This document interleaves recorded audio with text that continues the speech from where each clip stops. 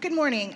It feels so good to be in this room with so many talented journalists, all in pursuit of truth. There have been a lot of bad headlines lately, I feel like, in the media about the media industry, and so I feel so encouraged to be here with all of you.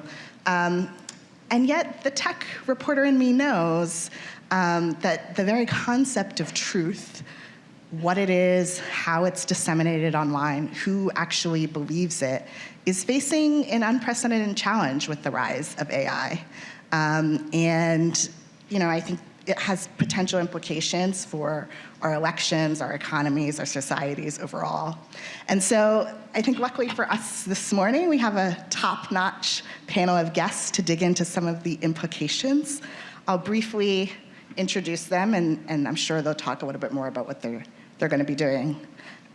We have Dominique Ligot. He's the founder and CEO of CirroLytix. We have Nikki Usher, Associate Professor of Communication at the University of San Diego. We have Syed Nazakat, the founder and CEO of DataLEADS. And we have Karol, the editor-in-chief of the Philippine Center for Investigative Journalism. Let's start with a sort of big picture question about this year. This feels like a really important year. Billions of people by the end of it will have headed to the polls to vote. We have wars in Ukraine and the Gaza Strip that have already sort of exacerbated international divisions.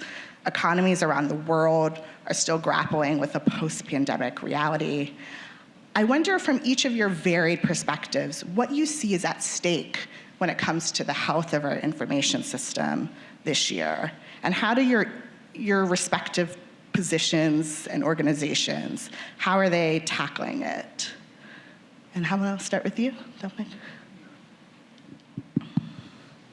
Thank you so much. I think a very thoughtful question as well. I think things are changing quite fast. I think for the first time in the human history, we are having access to more data than we are able to consume. And that creates unprecedented challenge for human beings. Because if I'm not able to handle things, then things fall apart, actually. And one of the reasons, which is happening with the larger information ecosystem, and I come from India, we just had an election there and all, the voters were bombarded 24/7 with a massive information onslaught, including deepfakes, including misinformation, including disinformation, voter suppression, the misinformation about electronic voting machines. A lot of stuff was created. Millions and millions of videos and pictures and text was created to manipulate how people will eventually vote. So I think that is a huge challenge for any society. How do you help people to make sense of what is being disseminated and how, and what is the purpose of that information? And whether this information is really true, accurate or not. How do you, a common person, a farmer, or any person living anywhere in the country is able to have those competencies to decide what is truthful information and what is not? I think challenge is unprecedented. One of the biggest fears, given our work back home in India, like I run a company called DataLEADS, and our vision from the day one, we are in the 10th year now, was that maybe the future of journalism is very different than the future it had. In the past it had. The future essentially may not be collecting information or maybe obtaining a lot of information, because that's how we have been trained in journalism colleges, how to make sense, how to conduct interviews, how to go out, collect documents and everything. Maybe role perhaps will be how to make sense of information, because there's already too much information available out there. Like we publish officially tons of data sets in India. The government releases millions of data sets every year.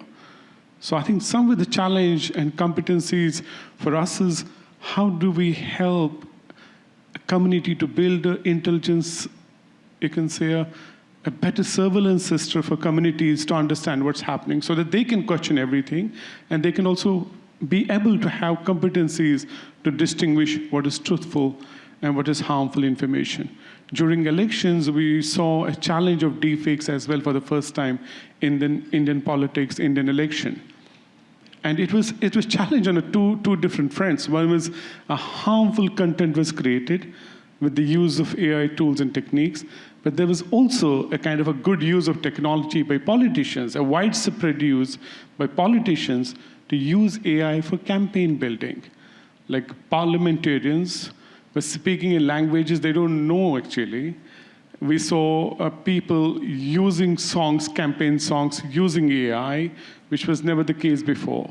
So I think we live in a very interesting but a very complex situation where we really have to think of ways how to engage with this new changing information order. So I will stop here. Maybe I will come back later. We'll come back to elections for sure. Nikki. Hi. So it is incredible to be at this conference. I'm meeting people from I'm meeting people from countries that I've never met anyone from before, which is, I don't know, so maybe says something about me and not about the. But I do want to just thank you all for just having me here to be part of this conversation, and it's a pleasure to be here. So, I mean, I think what you started with, Naomi, was really remarkable, which is that there are, I think, between 50 and 80 countries, depending on how you count, having elections where people will vote. Full stop, right? And whether those elections are free and fair is one thing, but isn't that kind of a remarkable place to be in terms of civil society? So I don't want to lose sight of that. And the fact that we're having a conversation around abundance of information, right? Again, like this is something that we've been hoping for humanity, for people to have access to information, right? And granted, not all of that information is good information, but these are actually very encouraging things, right? And so part of what I've been doing as a professor, one of the classes that I teach is actually called Surviving Social Media. And now it's I'm changing it to Surviving AI. And part of the goal of that class, and actually the part of the goal of my research, is to help people understand the agency that they have in terms of navigating what seems like a monolithic, unstoppable force of technology. I resist the idea that I have to have an Amazon Echo in my house that my kid can talk to, right? These are all choices that we get to make. And so everything from taking the opportunity to understand at a baseline level how generative AI works as a series of predictions that can be explained in math. You don't have to understand the math, right? To thinking more broadly about the ways in which news organizations and opposition media actually may contribute accidentally to democratic backsliding through the amplification of a liberal politics. These are all things that I'm trying to talk about and think about, is how do we bring back choice and agency in our engagement with artificial intelligence. So that's where I'm at. Thank you. Hi, everyone. Thank you for having me. So in terms of when we're talking about what's at stake, the upcoming elections in several countries, well, the Philippines is considered as the patient zero for disinformation. So definitely, we're looking into the possibilities of disinformation even more supercharged with the use of AI and all of these other tools. So definitely that is something that's going to be a big challenge, not just for journalists, but of course, all of us, to make sure that this is something that we look into. Part of the work that I do is I'm doing research on the adoption of AI in newsrooms. But particularly looking at the Global South, Southeast Asian countries. So in this research, I'm looking at the factors that make it encouraging for newsrooms to apply AI or leverage AI to make their reporting or to improve their reporting. And then on one side, I'm also, as part of the accountability network of the Pulitzer Center, we're also looking into holding AI accountable. So I think all of those things connect to each other, because when we talk about disinformation and the elections, part of that also we have to be mindful about how to make accountable the tech companies that become vehicle for disinformation. So my work has been in artificial intelligence for pretty much almost 30 years. But one thing that has changed maybe in the last 12 months alone is there's this term called AI safety that previously we never really cared about, to be honest. Why should AI be safe? Because AI used to just be a niche technology, just a bunch of math crunching data. But now suddenly we need it to be safe. And I remember when we were discussing it, so I'm the Philippines representative to the International Panel on AI Safety convened by the UK. It's asymmetric. Everyone's talking about AI capability, the wonderful things AI can do, but people rarely talk about whether it's safe. And I believe the ratio at that time, this is about 6 months ago, for every 100,000, for every one AI safety researcher, there's about 100,000 capabilities researchers. So that's how lopsided funding is. That's how lopsided attention is. And I think the discussions now on disinformation, the threats to journalism, are all about the safety of AI. And it's also very timely. Just about a month ago, I was in Bangkok in a small group organized by the Newman Lab to talk about disinformation and AI. And just to share the top 3 takeaways I had. Number 1, more on asymmetry. People producing disinformation are capitalists. They're agencies, they're companies. They make money out of it. And of course, you have social media that makes money out of ads. People fighting disinformation, with a few exceptions like journalists, are mostly nonprofit. So there you already have a lopsided issue.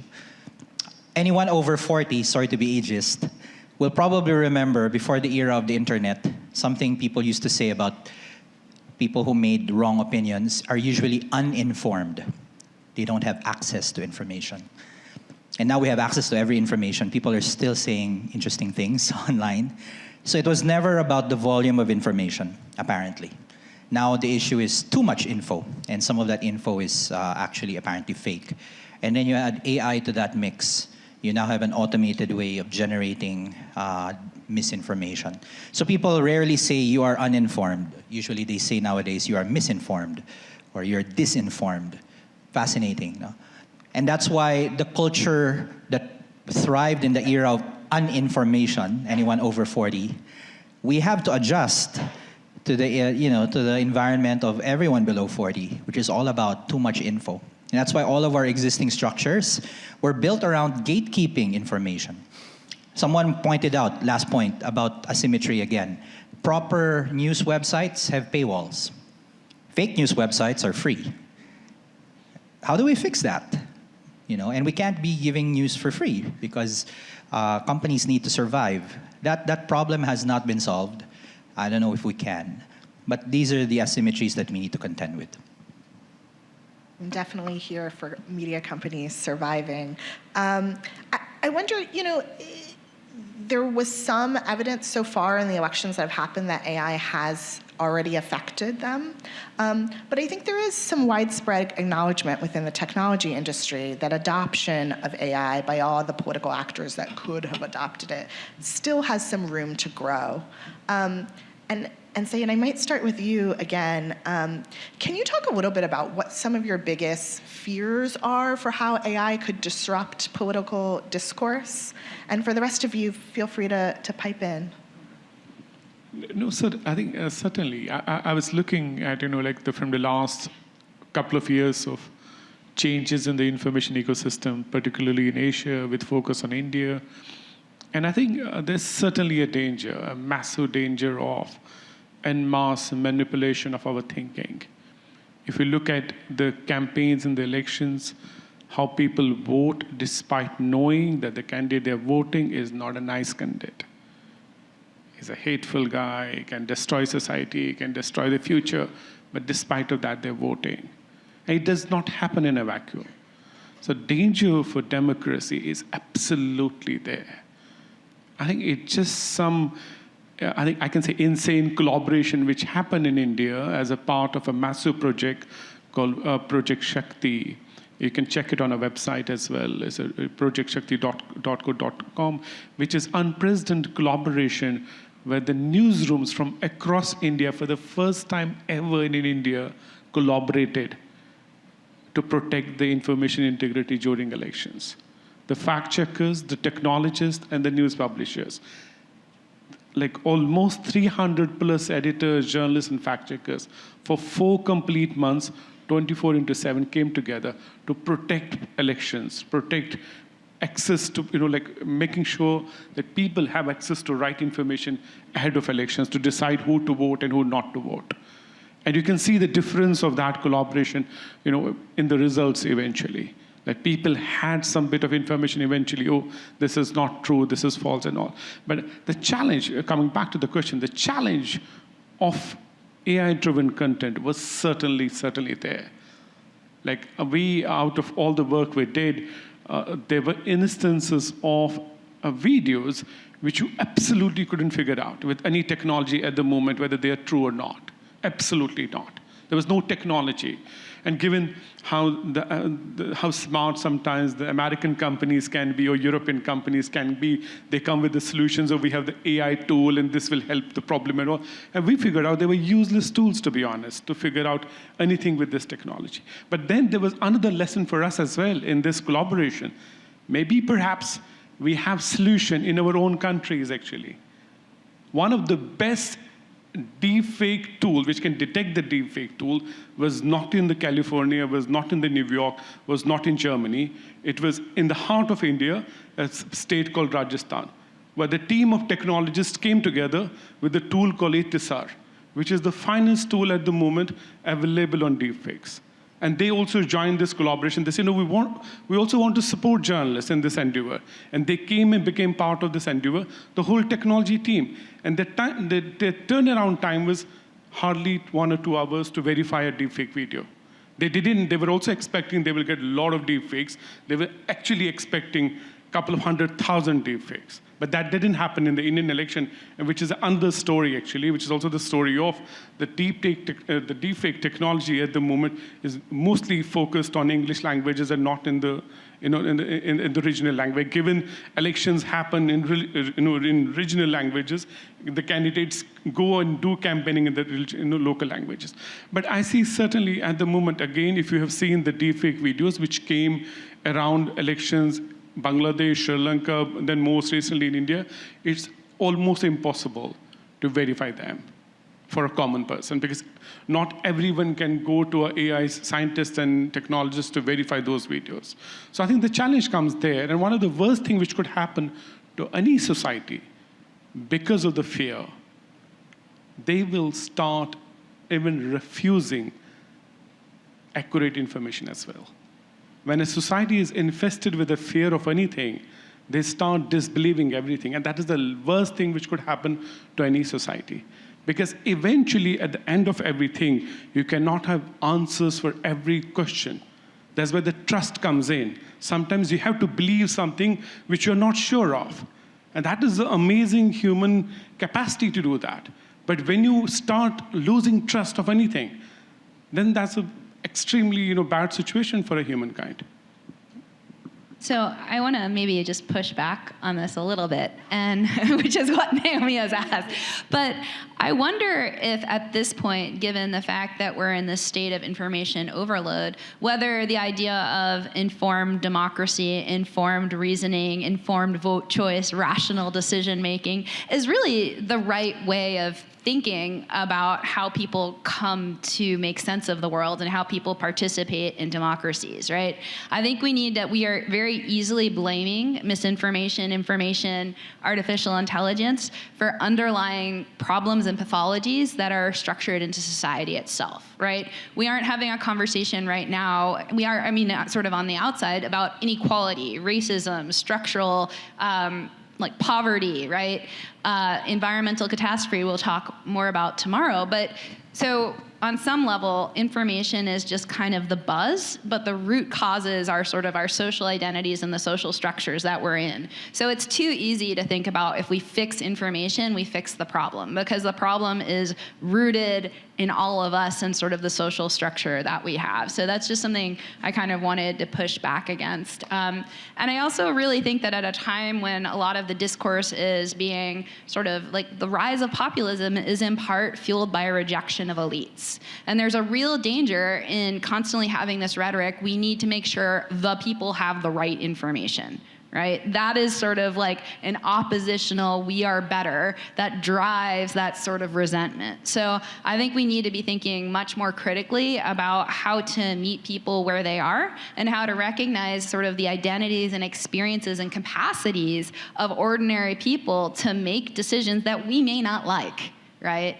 As part of what, and are embedded in social context. So that's kind of my, people are here too, information isn't the only problem that we face. But certainly from our perspective, information is the biggest problem. I'm talking about from our experiences in our countries, because we know there's a problem, there's a systematic problem in the societies. There's a divide, there's a caste divide, there's a poverty, there's a climate change. There are a lot of things. People hate each other from centuries and all, that's all there. But information warfare is happening at an unprecedented scale, where everyone is trying to manipulate each other's thinking. And the results are in front of us. If you look at elections, even in the Europe for that matter, look at what's happening in the Europe.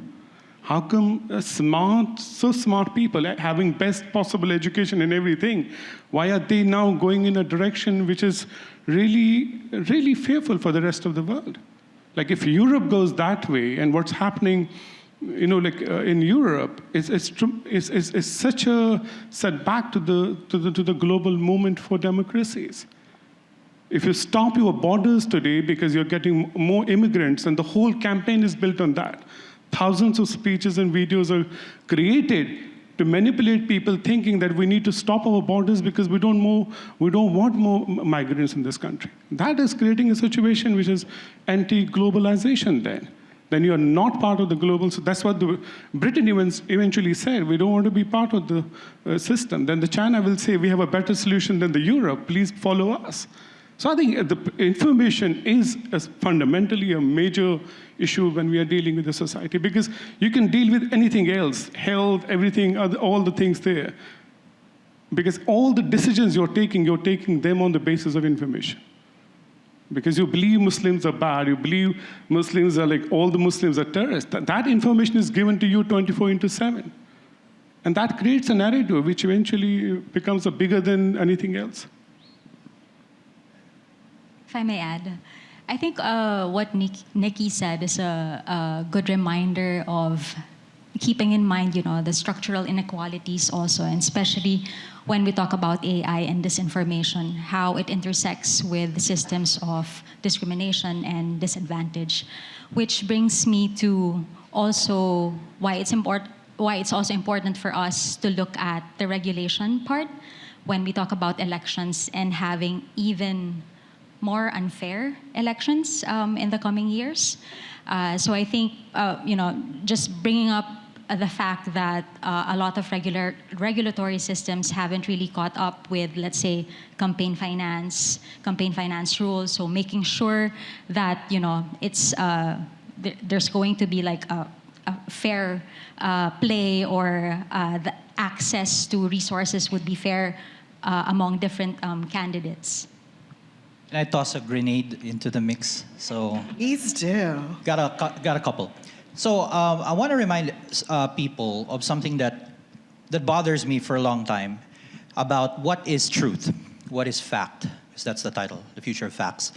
And if you look at Wikipedia as an example, again, this is an ageist thing. People above 40 remember what an encyclopedia was, a proper encyclopedia, Britannica and such. And then when Wikipedia first came out, we were all skeptical of it. What, a free encyclopedia? Anyone can edit it? But Wikipedia outlived all of these monolithic encyclopedias. But is Wikipedia the source of truth? In fact, it's one of the worst battlegrounds for truth, The page of Ferdinand Marcos Sr., one of the most contentious one. They lock it every time because one editor will add the word kleptocrat, another editor will remove it, and again, it's now very relative. And that should give you some reason to think that, with the exception probably of scientists in their labs, everywhere else we rely on authority for information. We rely on authority for truth. Who is the authority now? That's a big problem. And if we bring AI now into the mix, that's the second grenade. For the longest time, using AI to detect anomalies was such a very academic thing. You just look at basically math to tell whether one thing is foreign or the other thing is true. But with deepfakes and generative AI, that is actually mathematically not possible. Because by default, deepfakes create images out of samples of real images. There's really no way to tell the difference unless you rely on authority to tell the difference. So I think that's our problem. We can't agree on the authority. We never will. But then truth has to be based on more than authority. Otherwise, everything is impeachable. And that's why journalism is being brought to its knees. Journalists used to be the authority, and now everyone can be a journalist in social media with AI. I don't know what the solution to that is. You know, even before the rise of AI, social media companies were often reluctant to be the ones to determine, what is true. They did not want to be the authority. And now we're sort of seeing this greater threat to our information ecosystem, potentially, with the rise of AI. They haven't proposed that many solutions. The one thing the companies seem to be coalescing around is this idea that perhaps their systems could work to label AI content if they catch them. I'm wondering, and this is for any of you, what you think the tech companies should be doing to protect the ecosystem or not doing to protect free expression as these sort of information threats rise. And Nikki, you seem like you have something to say, so please start off. So I think, sorry, I've been spending a lot of time, as we all have, thinking about this, but I think we have not talked about sort of the fact that we've traditionally called Google and Facebook sort of, and Meta, a digital intermediary, right? Sort of a space between, or a platform, a space between the user and the producer of information. And now we have a second layer digital intermediary. So I don't want to lose sight of what's really changed structurally is that there is now a whole host of companies, which Google and Meta and Amazon are trying to buy as quickly as they can and innovate from within. But there's a whole set of companies that are doing generative AI. So there's like a first step of these AI companies. OpenAI, most people had never heard of until maybe last January, right?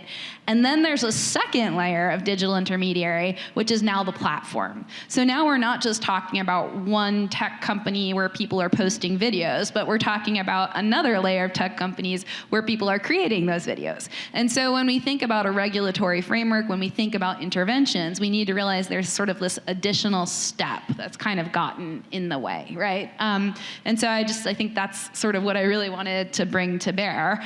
And then pretty much all of the research that we've done on fact-checking has suggested, for the most part, that once information is out in the system that's misinformation, it's much harder to take back. And so social media companies, they can label, they cannot label, but what news organizations can do is they can choose not to amplify. Right? And so something I would really encourage is, what can we control? Well, we can't control the capitalist march of tech companies trying to make as much money as possible. What we can control is the ways in which journalists report on and discuss these sorts of fake information, and to sort of limit that amplification, which I think is a little bit what Karol is working on and some of you all are. So, I don't know. Can I add a third dimension to Nikki's? So, yes, you're right. You have the AI companies, you have social media, but again, the people above 40 will remember this. Back in the day, you needed a congressional franchise to run a radio frequency. You needed a permit to register as a media company, to broadcast something. None of the social media companies are regulated in that fashion. And they have now, in a way, usurped the broadcast, the right of people to broadcast information. And the alternative is to give governments the right to regulate those platforms, which is, for me, just as dangerous, because call a spade a spade. Some governments get elected based on disinformation. So they would not be, we would say, the best authority to regulate. Is there an alternative to that? Because right now, I agree. Facebook, Google, etc. TikTok especially is, and if you mix AI, that's the toxicity of the information overload we get today. But are we ready to give the government the power to stop them from operating? I don't know if we want to do that either. Please, Karol, weigh in. I suppose when you ask about, what tech companies should be doing, that's a tough question, especially when we're talking about, the dynamics of power and profit as well. So I'm thinking more into, especially when we talk about the role of journalists, but also expanding that. We're looking at, it would be a more massive media and information literacy that needs to be done as well. Of course, again, in addition to regulation, in addition to holding tech companies accountable as well. I think there's a lot of debate about responsibility of tech platforms already, I think across Asia. In India, in the next 1 week, we will pass a law which will replace a 20-year-old IT law, which essentially makes a case for that if any content is uploaded on any platform, the platform is also responsible for legal action. They call it safe harbor policy. So that will also fundamentally change how platforms will engage with news organizations as well, and with also influencers, because it's a huge influencer-driven market. If you have seen Indian elections as well, influencers were drawing more people than the big companies, actually big media companies. The one of the top person who was hugely popular during election campaign was a 30-year-old YouTuber who has some 20-30 million followers. And people actually put big screens outside in town squares to have his videos broadcast, and because he was so super able to engage with the young audiences and young voters. So I think there's a lot of debate about how to regulate AI for sure. And given the countries, particularly India, is massively invested in the AI development, billions of dollars of investment is happening there, and there are 5 or 6 major AI centers which are under development, and the government has to kind of build a whole mechanism how to go ahead with the AI technology. But I think the regulation debate will essentially has also, as Don rightly said, has also its consequences for media, and media, press council, and other bodies have shown concern that they need to be part of this debate when we're discussing regulations, because eventually it means at the moment the websites, as per Indian law, they don't need to news websites. As per Indian law, they don't need to be registered at the moment. But now that will also maybe hopefully kind of change in the future, where the government is also thinking setting up their own fact-checking units as well. So they don't really trust media to fact-check anything. They want to set up their own fact-checking units as well. And if you publish anything which government thinks that is not truthful, then they can take the action against the person or for that media company. You all have mentioned government regulation, and yet it seems to me that we're in sort of a tension internationally, which more people are increasingly living under authoritarian governments who would like a role in shaping or curbing, potentially, free speech. And yet government potentially could play a role in protecting the public from harms of AI disinformation. How do we grapple with that tension? Are there potential areas for healthy government intervention? Are we even ready yet for government intervention? Anyone want to start? No, I think it's a great field because it's a very emerging situation, to be honest. And the government and the movements across the countries, they're just catching up, actually. Like if you look at the AI technology comes first, and the government has a discussion in the parliament, then the draft policy will come, then they will discuss the draft policy. By that time, there's a new technology. They will follow the technology. So I think the government is not really proactive in this debate. Or for that matter, media is not proactive at all. Like if you look at the level of innovation in media companies, which is absolutely nowhere. If you look at any other industry in the last 100 years, look at banking, look at transport, look at any industry, it has industries have fundamentally changed. I still remember an editor who was upset 10 years ago that how can my reporter will have a blog? Who will gatekeep his blog? Who will check his blog post? He's publishing on his own. And they refused also to print colored pictures on a newspaper. It's a 150-year-old newspaper, and there was a debate whether they should print colored pictures or not. And so if you look at the innovation, it's absolutely nowhere. But luckily, I can say that, because we are engaged through our work with more than 5,000 newsrooms across South Asia, particularly in India. There's phenomenal things happening with the young digital publishers. And they are game changers at the moment. They gain more audience in the last 3-4 years than an organization which is there in the market from last 150 years. So I think that's also happening because of democratization of the technology. The data is becoming cheaper. The rates for having data sets is becoming cheaper. The technology is becoming cheaper. Also the education. If you look at a lot of journalism colleges, unfortunately, you must have seen one of the most prominent journalism colleges in India got shut down last week because they got no more students who are interested in journalism because they saw there's no job guarantee there. There's no salaries there at the end of it. Eventually, they closed the whole college, actually. That's also happening. The engineers are becoming journalists. A lot of data scientists are becoming part of mainstream newsroom, and their knowledge is actually helping journalism with a lot of new solutions. So I think there's a lot of disruption happening out there. And I also see, like in the next 5 to 10 years, I always look at like this. What are the couple of things which will change because of AI in newsrooms? And then what are the couple of things which will not change? And can we have a clear, little bit understanding of these two things? Then we can plan and strategize the future of storytelling, of journalism for that matter, or having accurate information and making sure this accurate information is available to, for public. I think when I look at that from another perspective as well, I always feel like it's information, it's innovation, and it's collaboration. Journalism is not going to be the domain of journalists alone. Technologists are already part of it. Organizations are already hiring data scientists as a part of newsroom, which was never the case before. And I think that's good for journalism, to be honest. That's good for a good, healthy information ecosystem, that we need people with different skill sets now to make sense of things. Karol, please.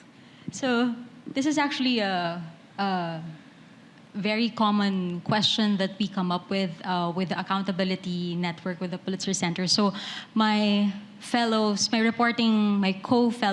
at the network. So one, Shrishti Jaswal from India is worked on a story about the role of WhatsApp and how it was used by the BJP. And then another fellow from Brazil, Tatiana Diaz, looked into the role of Brazilians to make AI work. So essentially, you have a lot of Brazilians who are doing the digital burden or the digital back work to make AI work. So I think we also have the same here in the Philippines. So I guess in terms of regulation, that's another tough question, Naomi. But I suppose, given now that we have very little to hold on to in terms of regulation, I think there are a few things that we can look at in terms of standards. So there's growing research that looks into, well, of course, transparency. I'm talking about AI not just in disinformation, but we look at how a lot of the things that we use now are AI powered, or there's some kind of algorithm that provides us all of these services. So transparency is one, because there's little we know about how these things work. So they often call it black boxes. We know the input, and then we also know the output, but we don't know how that input turned into output. Second would be, and Doc talked to me about this, called the algorithmic accountability audits. So there needs to be some kind of audit being done so that we know the harms or the potential harms that these systems would create. And Recently, I've heard about, they call it AI sandboxes. So essentially kind of the idea of an audit, but of course done before the AI system or whatever service or app this is being implemented or made available to the public. So yeah, transparency, audit, the AI sandbox might be good things to look into. Please. Yeah, I want to bring up, again, this might sound like a galactic issue, but just the power in the hands of the platforms is the equivalent of a veto in the UN Security Council. And while in principle, yes, they should be regulated, my question will always be who will regulate? Like anyone here from Canada, you guys have an ongoing debate with Facebook because there was a law that was, correct me if I'm wrong, passed that the tech company should pay news outlets for the content. And Facebook said, okay, no more news for Canadians. Now what? So you can't access news on Facebook in Canada. I don't know if that still is the case. So a flip of a switch in Facebook, suddenly an entire country goes dark. And we're shy about regulating these companies. A flip of a switch and genocide becomes advertising in another country. You guys are familiar with that story in Myanmar, right? So there's already the equivalent of weapons of mass destruction in the hands of these social media companies, and we're still debating whether they should be regulated. Problem is who will regulate. The other conflation, so one conflation is that superpower. The other conflation is also politics. I was in a similar exercise like this in Taiwan recently, a couple of months back, and there were a number of, there was a group that presented some research associating disinformation with right-wing personalities or right-wing propaganda. And although the data did support that from that experiment, it was kind of a dangerous assumption in our view, many of us were wondering, to have politics as a driver for certain behaviors. Fortunately, a few weeks back in Bangkok, I saw the other side. So it isn't in fact just because of right-wing governments or propagandists or authoritarian rule. It's actually more of whoever is in power. In one country, the Muslims are the targets of disinformation. In another country, the Muslims are the ones propagating disinformation against another ethnic minority. So it seems to correlate. Whoever's in power or seeking a lot of power will use disinformation as a weapon. And then let's go back to social media land, where they refuse to filter, they refuse to regulate, all in the name of free speech. It's kind of a twisted reality we have at the moment. Yeah, I mean, I get really worried when we give platforms, when we ascribe a lack of agency to being, the platform can just turn something on and off. I think it's a more complicated question, right? And something that I like to point out in the US is that we actually have lots of laws on the books that regulate, quote, free speech. Free speech in the US is really about the relationship between the government and the people and not so much about the corporate entities, right? And if you look on the books, there are many election laws in the US that prohibit, like when you do a television commercial, it has to say paid for by, right? And so there are also many laws in the US around antitrust. And so some of the acquisitions that are happening from, these big companies like TikTok and Meta, a lot of them will, the goal is you have your company bought by one of these big, larger companies, right? So there are laws on the books around that kind of acquisitive, trust building, right? So there are antitrust. So there are laws on the books that, if taken action on, new laws need to be passed, right?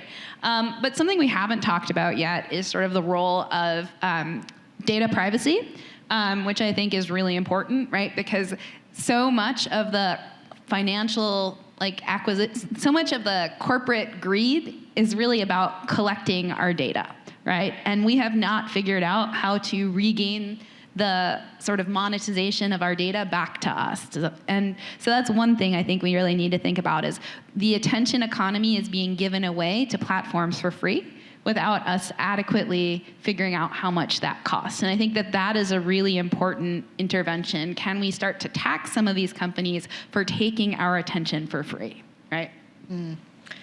Speaking of data, there's understanding in the technology industry that the chatbot will only be as good as the data it's trained on. And yet the companies so far, the way that they have collected data, the most data they have often centers on certain countries and certain communities, people who speak certain languages or look certain ways. You know, my colleagues at the Washington Post recently did a big data project looking at, you know, what defines a beautiful woman? What do these image generators generate? And surprise, surprise, there were particular archetypes. She was fair-skinned, she was skinny, you know, there was sort of biases embedded in the systems. I wonder if any of you could talk a little bit about, you know, what are some of the potential dangers of biased data systems? And are you seeing areas of hope for the potential for a more diverse AI future? Yeah, so one thing that's also distinguished generative AI, I mean the common tools like, you know, the chatbots and Midjourney, is that we never had a say on how they were trained. The data was sourced by these companies. Whether they got permission or not is another angle.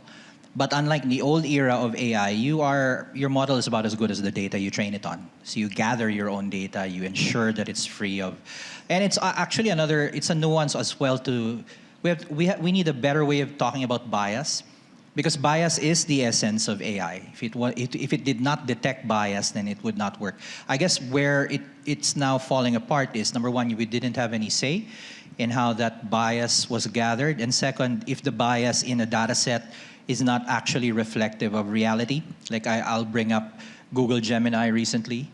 They had a problem with their image generators because it refused to produce images of any white men. Even if the question was, give me a picture of a Nazi soldier. There's all these women Nazi soldiers coming out and minorities. So that's clearly disinformation from one perspective, right?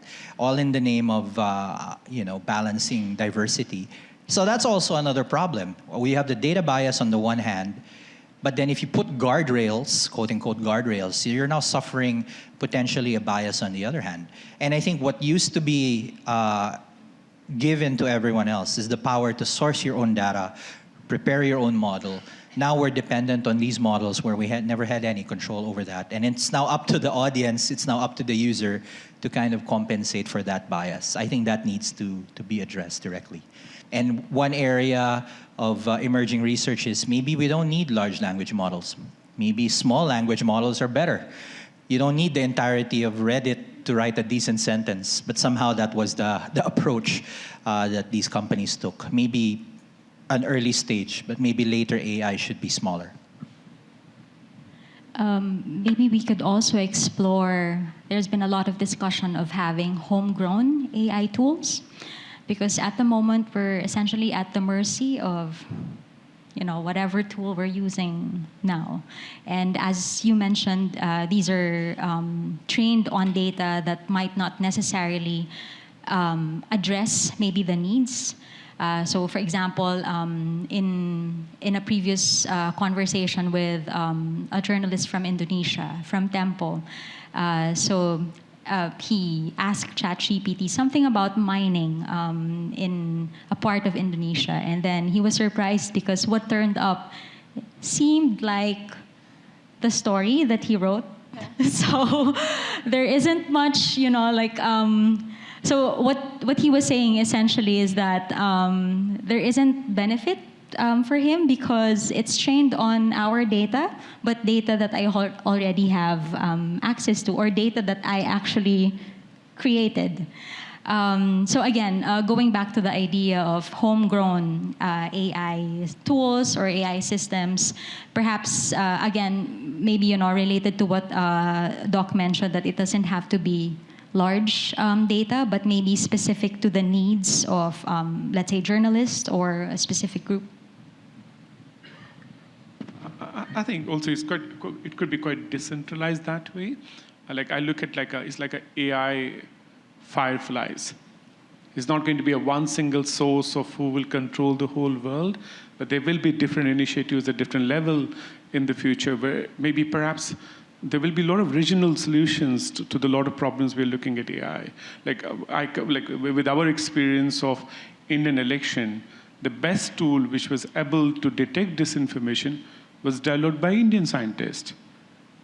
And it was much better than any other tool available in the market at the moment, actually.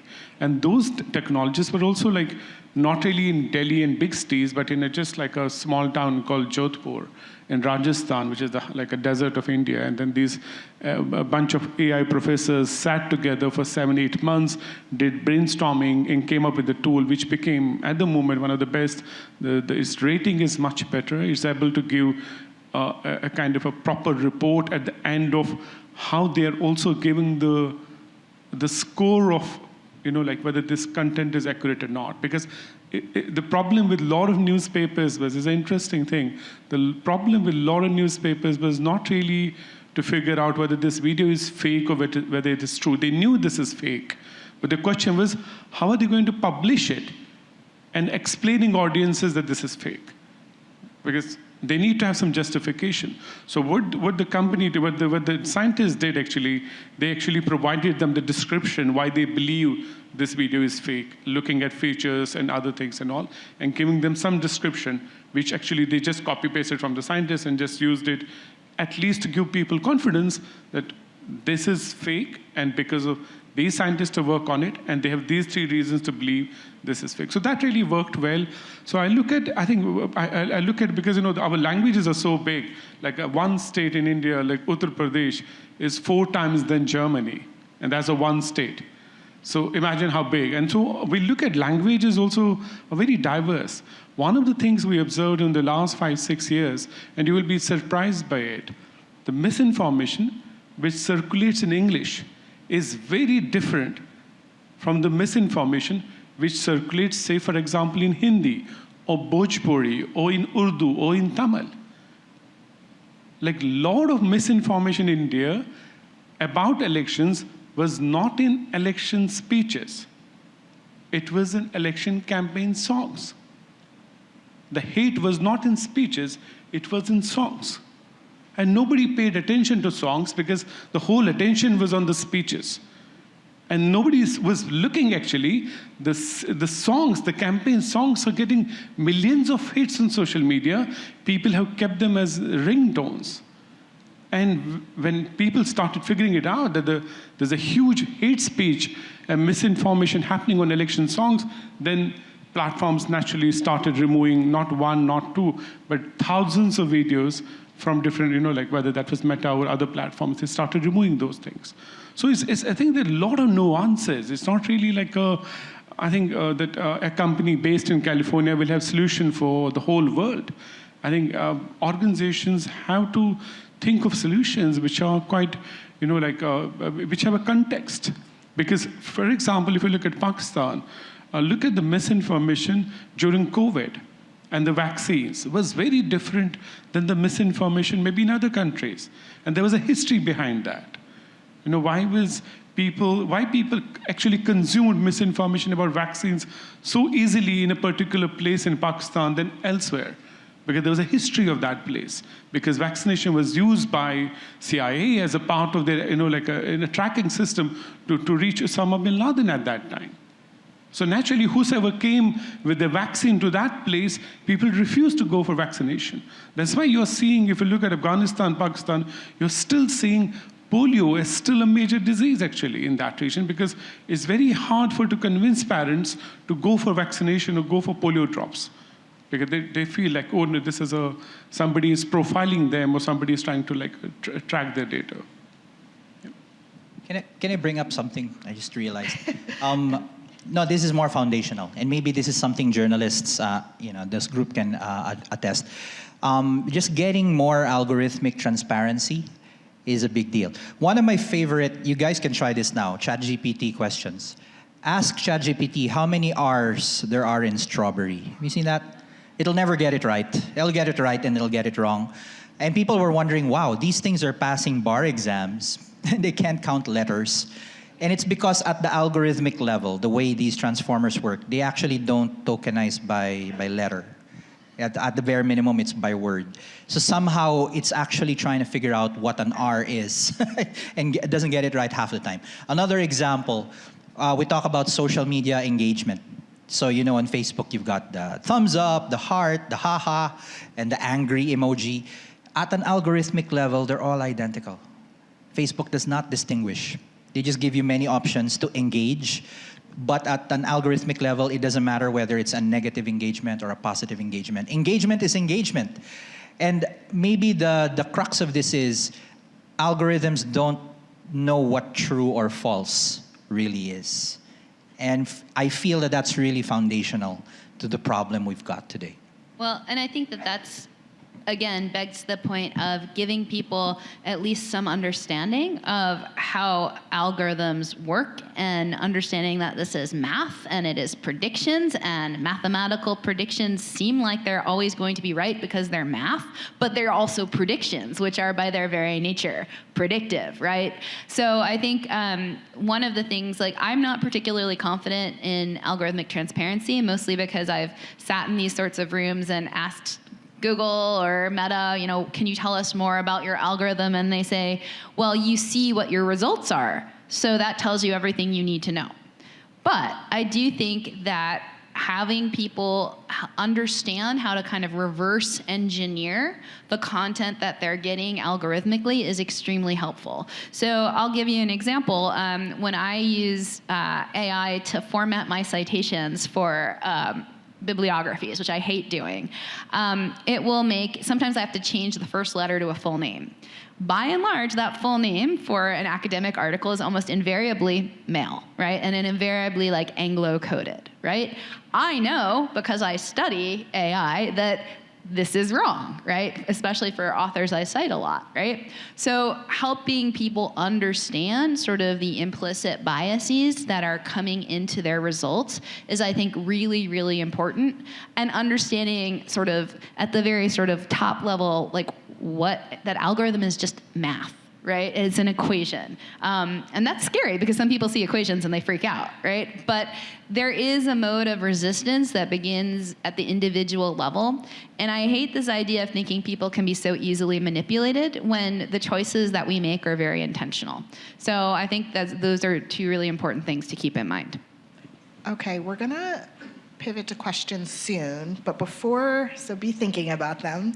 But before we do, I wonder, you know, the title of this panel was In Pursuit of Human AI.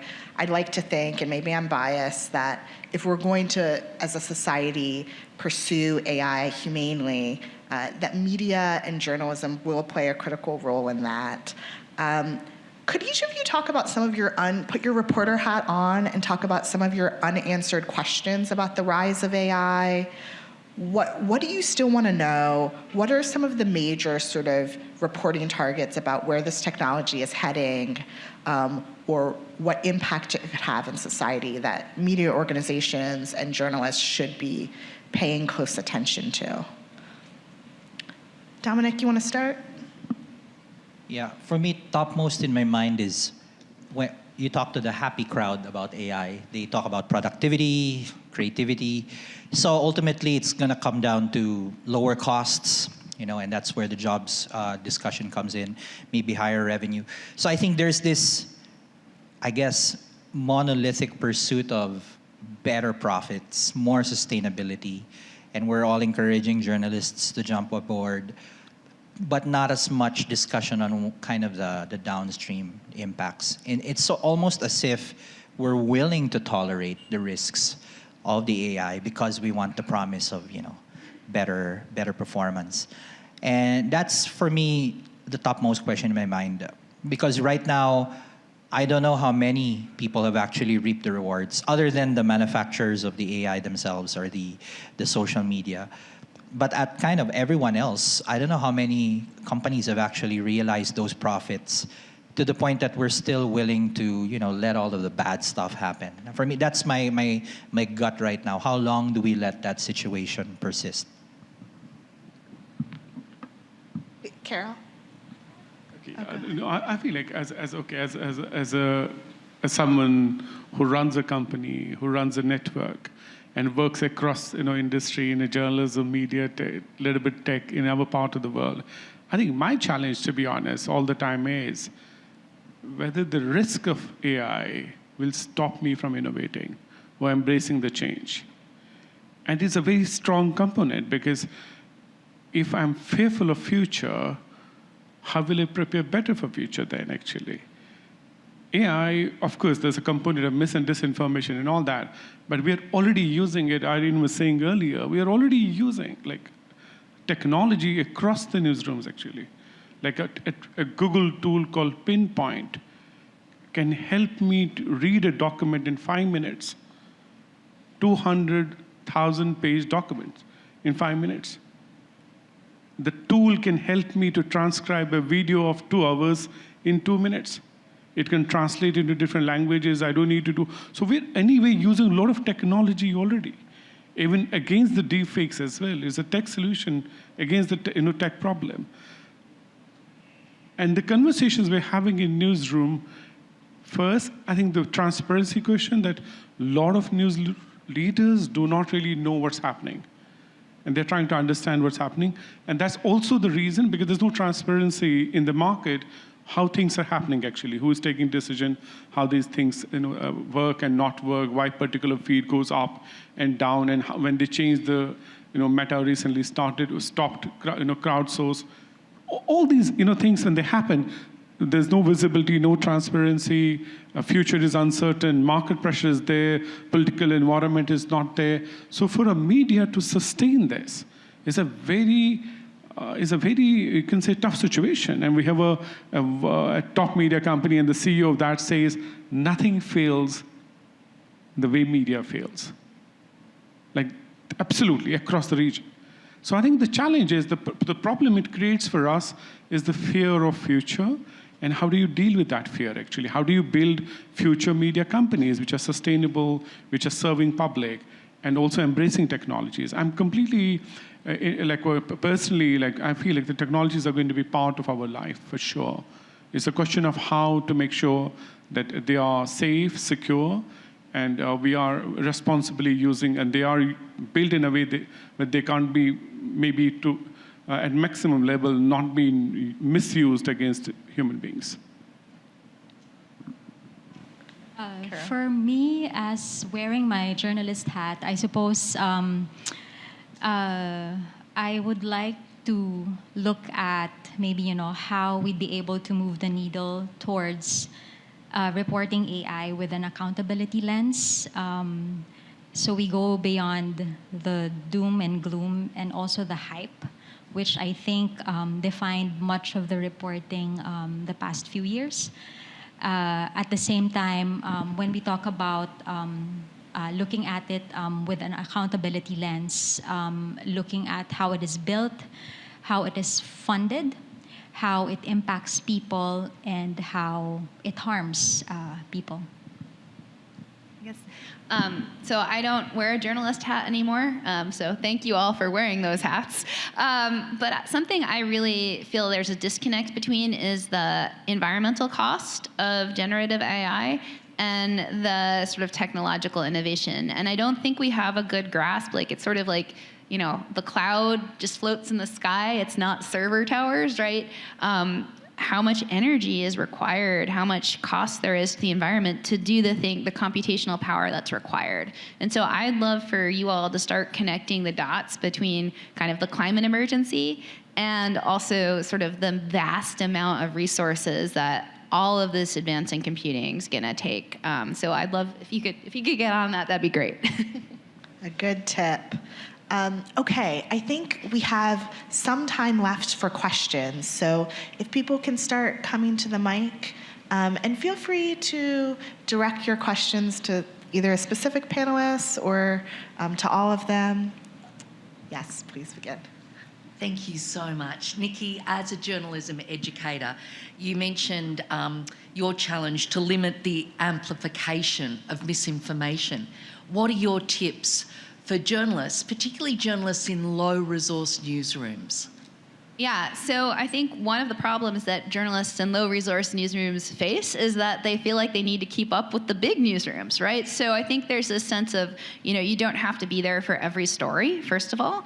But I think that there's sort of, in what order of magnitude is sort of the falsehood or the illiberal claim worth documenting, right?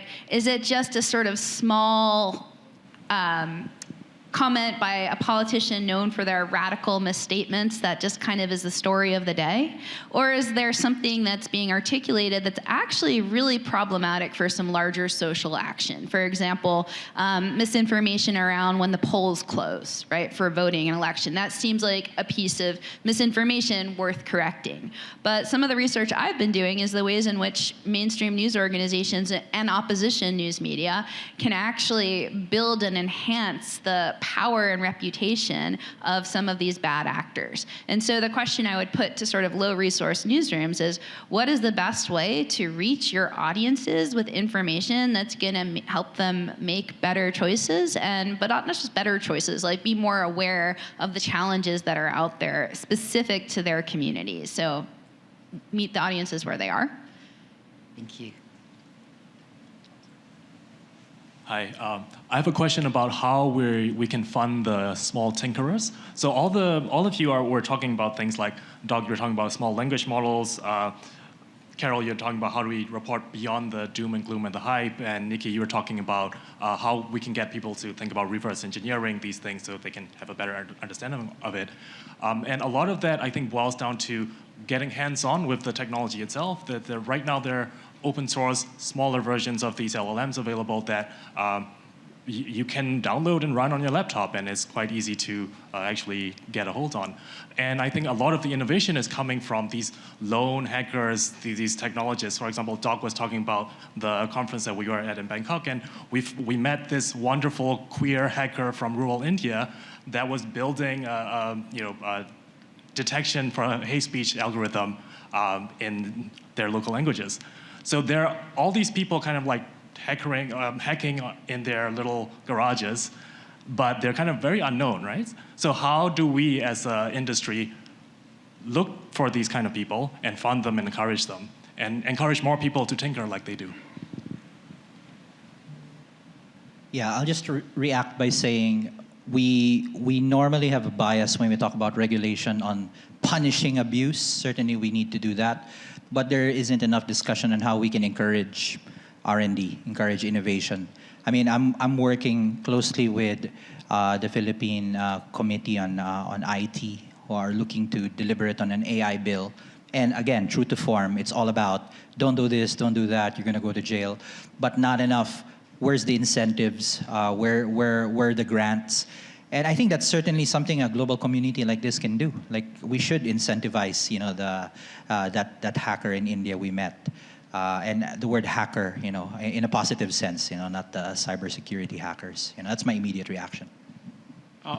Very quickly, in India, we started something called Information Integrity Innovation Lab, where the people have to come up with the solutions to the problems we're facing. And believe me, we got like more than 200 applications from technologists across the country, and some of them are already really doing great stuff. And I think, I feel like we need to have more conversations, and we need to meet and go beyond big cities and all. I think a lot of people are, in Indian elections under the Project Shakti, we developed an early warning system for a content which can go viral. And the person who did the code was just 21-year-old. And he took 3 months to develop that code. So I think there are a lot of things happening which are positive, which could help the ecosystem. And we need to engage them somewhere, put a spotlight on their work as well. Thanks. Just to quickly add, Doc already mentioned incentives. Maybe, just a positive thing to share. When I mentioned homegrown AI earlier, there's actually a lot of conversations, projects done within colleges, like colleges of engineering. So that's something that, that's encouraging. So again, I think we're still maybe at the start, but maybe this is something that, program-wise, this is something that, funding institutions can also look into to help build the systems that is more adaptive to the needs of a specific community or a country. Thank you, Yan. Hi, I'm Janet Steele from George Washington University, and this year I wrote the digital news report on Indonesia. And one thing that sometimes I think that as scholars we go in with the wrong questions, that we were all looking at AI-generated content for disinformation, misinformation, but in Indonesia, it was what a wonderful Filipina sociologist has called toxic positivity. It was an AI-generated fake image of Prabowo, the winning candidate, as a gamoy, happy, dancing grandpa, completely ignoring his human rights record, that he was thrown out of the Indonesian army in 1998 for human rights violations. None of this. So I wonder if sometimes we're busy looking for disinformation, misinformation, and we may be missing what you were referring to as like the campaign songs, which may be way more dangerous in the long run. I wonder if you all could comment on that. Thanks. Well, I think that that's like a perfect question, because it gets at the importance of understanding that AI and information is that's just one tip of the larger person and humanity, right? Like this panel through which conversations and politics and social relations unfold. And so, yeah, we absolutely miss the forest for the trees when we focus on sort of elite politics and don't think more about the way in which civic information is communicated through sports or memes or songs, right? And so I think that I don't have an answer except to co-sign on your question. The Commission on Elections in the Philippines recently put out I don't know if it's already been ratified, they're going to roll out a rule to ban deepfakes in the coming election. And I think the immediate reaction was, yeah, let's ban it. But then people started asking, okay, how do you ban it? It's hard to detect. And then where do you draw the line? Is it, any use of Photoshop on an image is banned? Like I said, there are several candidates I'm aware of who haven't aged in 20 years. Their posters are pristine. We ban them. And then another problem to highlight is, how do you stop people weaponizing reports? Like I can always say, hey, Karol did a deepfake, and then the Comelec is going to go after her as a way of sabotaging her campaign. So maybe the crux of it is, again, we're arguing on kind of normative levels, but then as Nikki kept pointing out, there's a nuance to that. Algorithms, we don't know how they work, or generally politicians aren't aware of it. So it's so easy to say put out a ban, but the devil will be in the detail. And our elections are coming up in months, so I don't know how that's gonna shake down. So again, I don't have an answer either, but we're now at a point where bans are being implemented. So it's going to be a mistake on both sides to have no regulation and to have really tough regulation, but you can't enforce. Another thing I often feel like, which is a concern, is the false memories, because of what you're seeing with this AI-generated content, and you're not there on the ground. So look at the images which are coming from Gaza. So there were a lot of images which were generated by Adobe, actually, and they're selling those images with watermarks and all that. But when I republish those images, I'm removing those watermarks, actually. And people see those images, and they build an image of what's happening 5,000 kilometers away from them. And we saw those pictures getting very viral on WhatsApp groups. And I feel like it was radicalizing a lot of people. And we were not also having that discussion as well, whether if Adobe is having a watermark and selling these pictures from Gaza and other places, but then when this picture is purchased by someone else, he's removing that watermark and then circulating it as if the pictures are real. So yeah, a lot of debate, yeah. Hi, I'm Obuntika. I am from India. My question, I was very intrigued by the question that was asked by one of the panelists here about who regulates, because in India, we have seen a lot of misinformation, disinformation also coming from groups supported by the government. And an extension to that is recently the government of India took up with AI companies the issue of, when you searched a particular name on that AI tool, you got some information which the government of India did not like. Now, here's my question. Is there a way, and the information that was coming was not strictly disinformation, it was just information that was uncomfortable. At the point that it happened, there were authentic news reports, all manner of authentic information that was supporting that viewpoint, but right now it's going against the government. So how does AI choose between one kind of information to be compliant when both are versions of the truth? Just different versions, uncomfortable versions. Is there a way? Okay, I'll react first. So, in a very simple way, whatever, let's say, label we want to put on information has to be in the data set. So like in classical machine learning, you have to label certain sentences as happy or sad or true or false. And that's not how the generative AI works today. Generative AI just predicts what's the next likely phrase or word after your question. So in a way, there has to be, at the moment, some human input. And that goes back to my question about the authority. Like, I'm very familiar with the case I think you're mentioning. It was an unflattering opinion by a certain leader. And I think there was a knee-jerk reaction, I don't know if it actually happened, that India's going to crack down on these AI companies. And in a way, that's the conflation I was mentioning earlier about the money and the politics. Stanford research came out with an interesting chart. I believe some of you might have seen it, in reaction to the EU AI Act. And they just checked how many of these big AI houses would have complied with the AI Act. And the answer is a resounding 0. None of them complied, at least not 100%. Some were more compliant than most. And I think the challenge that governments face is if they do crack down, let's say with the best of intentions, they might just end up shooing away all of these billion-dollar companies and the profits that they're supposed to bring. So that's the crux of it. It's just a flaw of the way algorithms work today, at least in generative AI. There has to be some human input or a new data set.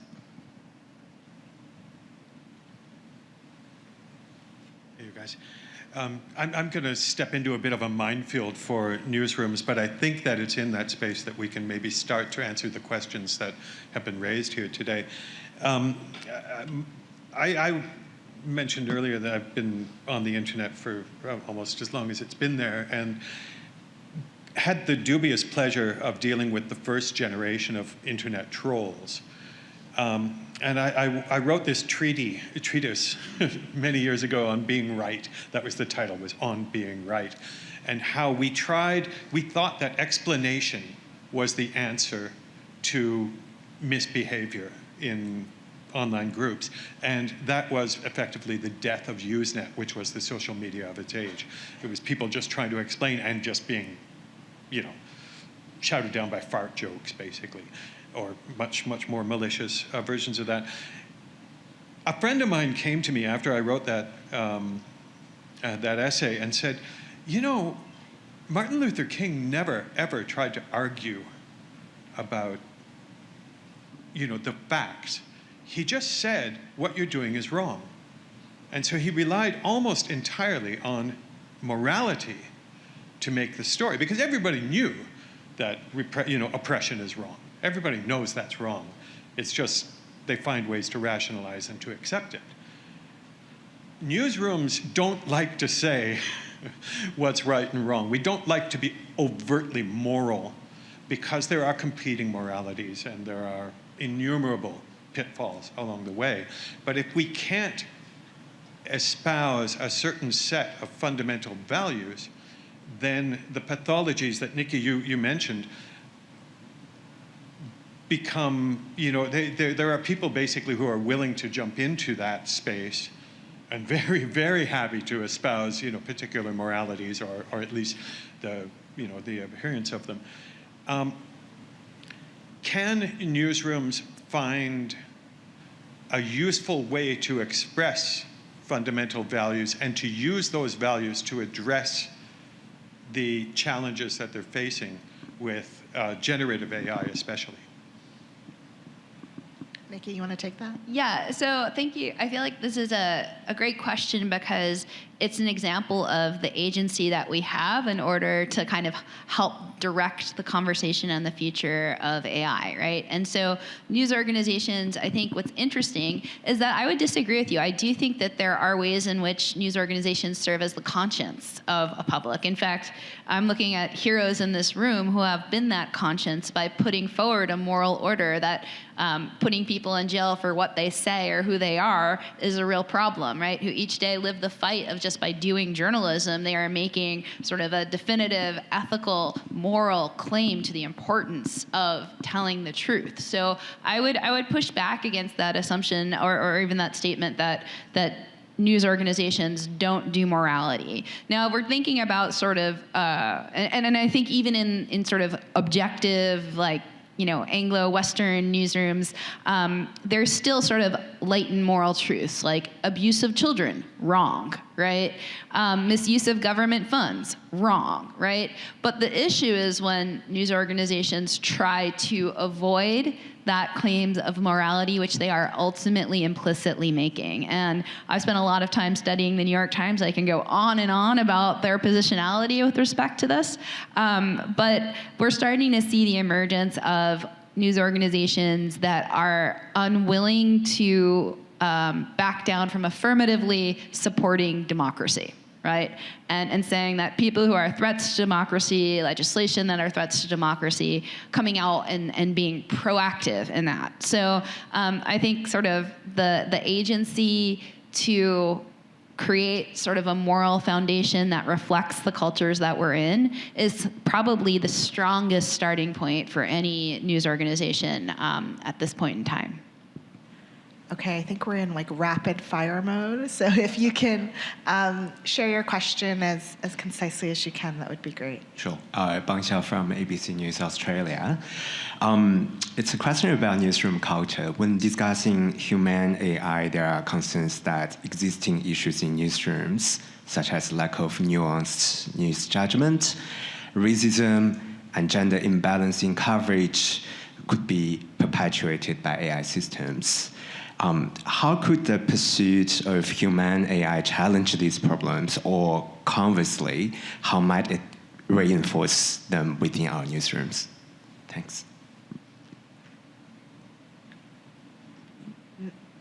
Syed? No, I think very quickly, I think we need to have a bit more awareness within newsrooms as well when it comes to AI. So the editors, the deputy editors, the reporters, there should be some bit of awareness first. Because majority of newsrooms, there's absolutely no idea what the technology is, what the potential of the technology is, good and bad.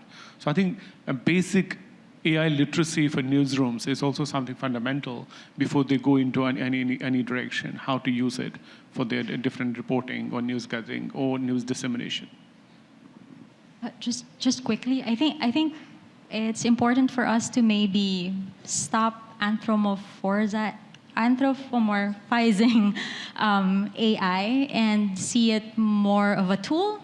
I think this was discussed in the panel earlier today. But to me, when I look at AI tools and applying it in my journalistic work, I look at, we use this framework where we look at, is this external facing or internal facing, and whether you need low accuracy or high accuracy. The goal is to find the sweet spot, which is it's internal facing and you need low accuracy. But if it's external facing and you need high accuracy, like for example, writing a report, you don't rely on AI for that. So again, with that framework, finding the sweet spot, as I mentioned earlier, might be useful as a guide for journalists or a newsroom when they're trying to look into using AI tools to, or leverage AI in reporting. Thank you. Hi, I'm Risad Yusufzai. I'm from Pakistan, Peshawar. I'm representing Express Tribune. I have just a question about the challenges of journalists. As you know that if a doctor, if an engineer can make a freelance journalist, then why not a journalist can be a freelance doctor or engineer? So I think that the news organization should also saw this matter, and it's really challenging for the journalist community. And one of my colleagues yesterday just shared a video, and that video in WhatsApp, and that video was just 1 year older. And on the other day, most of the channel and most of the newspaper make it headline news. So that is also a challenge. If you can talk on this, thank you. In that Bangkok event, that was very instructive because everyone has the same, I think, 3 challenges. One is people are afraid to talk about AI, so we have to find a way of dispelling that, capacity building. Second, there's always concerns about privacy and security because these are internet tools, and there are ways of mitigating it. And 3, I guess there's a misunderstanding, as Karol said, of what AI actually does. These are actually like logic machines. They are not search engines, although some search engines have AI in them. They were never meant to be a source of truth, or they don't act like that. They're not databases that you query. But somehow people kind of adopted that behavior. So we need to correct for those 3 problems. And again, there's the other parts about misunderstanding of what hallucinations are, misunderstanding of what algorithms are. I believe these are just a matter of capacity building and awareness and education. Thank you for the question. Okay, last one. Hello. My name is Yunje, and I'm from the PAC organization. I wanted to ask you about the laws and the regulations when it comes to media platforms. So I know that recently there was a debate about repealing Section 230 of Communication Decency Act in the United States.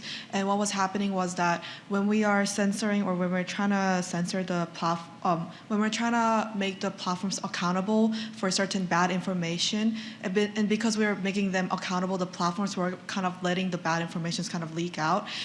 So do you think that there's any movement in the industry to find a middle ground when it comes to these kind of regulations? And if there are similar regulations of AI in the platforms, how does it, in like Philippines or in like India, how does the regulations differentiate than what we are talking about in the US? India is, as I said, India is bringing a new law called, which will replace a 20-year-old IT law, most probably in the next 1 or 2 weeks.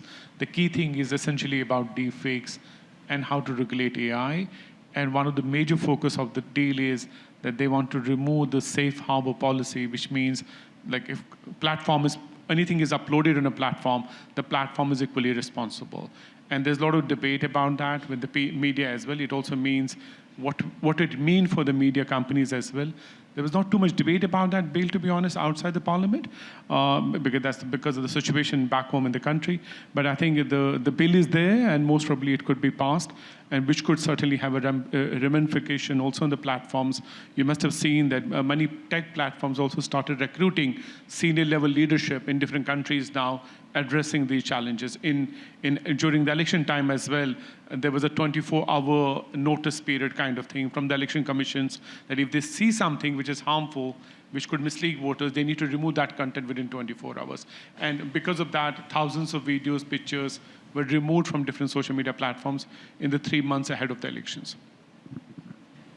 Yeah, in the Philippines, we're even worse. Because we have an existing law on fake news. Surprise, surprise. It was written in the 50s. And the way it's written, this is Revised Penal Code 143.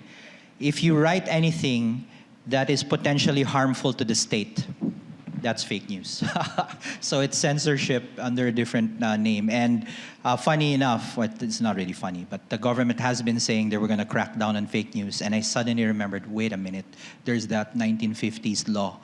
So not only do we need to write more quote-unquote progressive regulation about policing abuse and maintaining truth, I think we should repeal that RPC 143, but I don't think we're anywhere close to it. And just to quickly add, there's really, in terms of regulation in the Philippines, there's really limited documentation or policies available. In fact, you also have to look into the capacity of the agency itself to monitor, let's say, companies that run on algorithms or use algorithm. Maybe one example that I encountered was an agency monitors a company using reports from the company. So it's self-reporting, and then the assessment is being done by a third party. So the government agency hires a third party to assess a report that came from the company. So how do you go around that? So I guess, again, this would be a good time to, we're all already doing it, starting the conversations and, again, moving the needle forward to, where we might find, solutions. Thank you. Great. Thank you for those thoughtful questions, and thank you all for your thoughtful remarks today. It's been an interesting conversation.